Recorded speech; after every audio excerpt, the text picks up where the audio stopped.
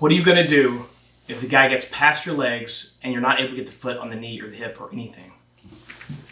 Remember, we were talking about Jared, if he's on bottom, he would prefer for me most of the time to see the bottoms of his feet and not the shoelaces. So if I do manage to approach this closely here and that he has kept his feet facing down like this, or whatever the context is that I've managed to get this close and he's in this kind of position. So now the best like placements for his feet aren't necessarily hook sweep position, balloon sweep position, or anything like that. It's actually with his shoelaces behind my ankles. From here, I'm going to cut with both my toes, shoelaces behind the ankles, toes out, right? And I just want to make it difficult for him to step back.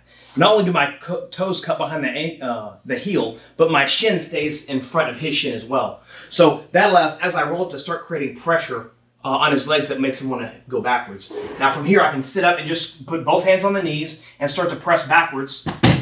Falls right down, simple as that. Yeah.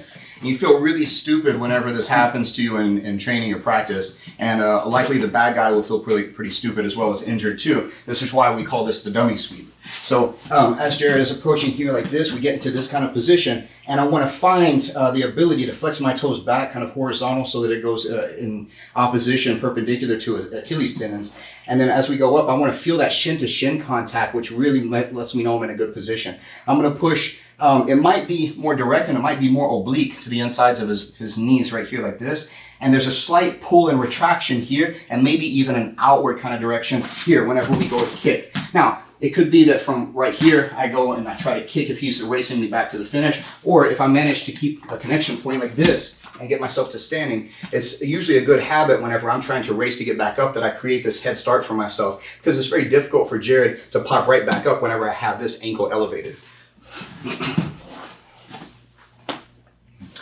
Different angle. Different angle. So let's do it from actually right here, dead on.